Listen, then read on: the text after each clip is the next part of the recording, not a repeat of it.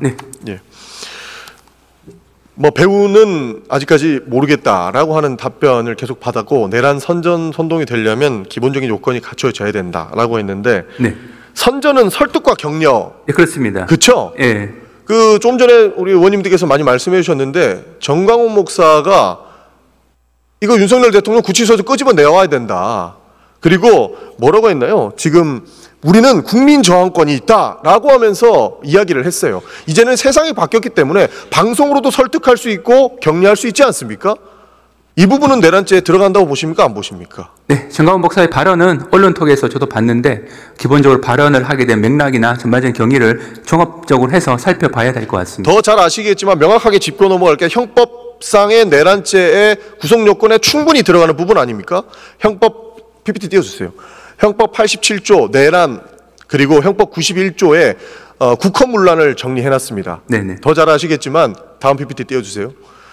국헌문란의 정의가 헌법 또는 법률이 정한 절차에 의하지 아니하고 헌법 또는 법률의 기능을 소멸시키는 것, 헌법에 의해 설치된 국가기관을 강압에 의해 전복 또는 그 권능 행사를 불가능한 것. 지금 서부지법 권능 행사 불가능해졌잖아요. 단순 소요 사태로 볼 것이 아니다 라고 이야기 계속 나옵니다. 그리고 누군가는 밖에서 지속적으로 설득하고 격려하고 있어요. 이게 어떻게 선전이 아닐 수 있겠느냐. 그리고 저희가 확인해 본 바에 보도에 나오는 바에 의하면 윤상현 의원님께서는 18일 날 저녁에 9시 51분 경도 있고 18일 저녁에 지금 잡혀간 사람들 다 석방될 거다라고 이야기를 해요.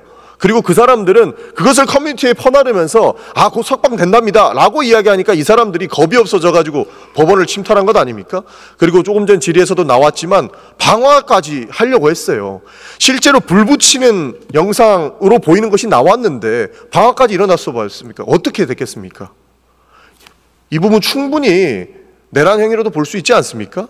네, 이 관련된 발언들을 종합적으로 검토를 해서 구성 요건에 해당하는지 여부는 수사기관이 적절하게 판단할 것으로 생각합니다. 단순 소요로만 보려고 하시니까 저희가 걱정이 많습니다. 이 부분을 일벌백계 하지 않으면 다음 폭동 언제 일어나도 이상하지 않습니다.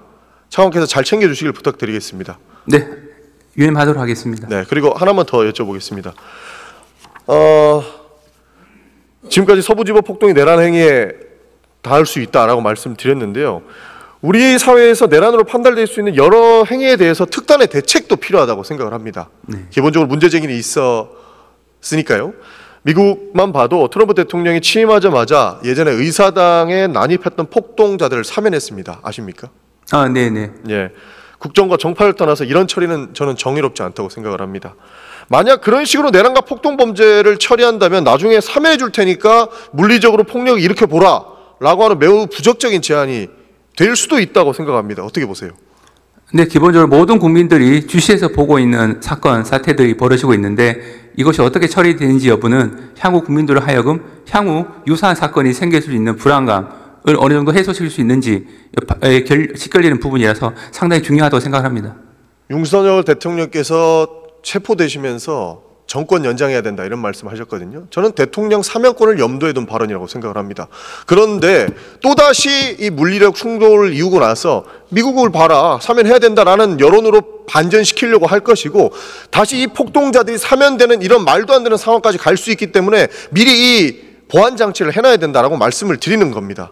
어떻게 보십니까? 네, 일단 지금은 기본적인 수사가 계속 진행되고 있고 또 일부 비상계엄 사태와 관련해서는 수사가 상당 부분 마무리된 것으로 보이고 지금은 이제 재판 단계로 넘어가지 않습니까? 그러면 지금의 저희가 할 일은 수사 단계, 다음에 재판 단계에 집중을 해서 사실관계 명확하게 규명함으로써 향후 이런 사태가 발생하지 않도록 최선을 다해서 노력을 경주하는 일이라고 생각합니다. 정부 입법이 굉장히 활발히 일어나고 있지 않습니까? 이 부분 같은 경우에는 사면법의 그 사명의 내용에 대해서 제한하는 배제 조항이 필요하다라고 생각을 합니다. 그렇기 때문에 이 부분 저는 반드시 검토해야 된다고 생각을 합니다. 지금 논의되지 않으면 또 흐지부지 끝날 것이고 또 다른 문제를 낳을 것이기 때문에 강력하게 요청드리겠습니다. 네, 예전부터 사면권 행사 관련돼서는 여러 가지 제한이 필요하다라는 각계 요청이 있었고 여러 차례 사면법 개정안도 발의된 것으로 알고 있는데 여러 가지 심층 검토를 한번 해보도록 하겠습니다. 내란 범죄는 경범죄랑 다르지 않습니까? 강력하게 요청드리겠습니다. 네, 감사합니다.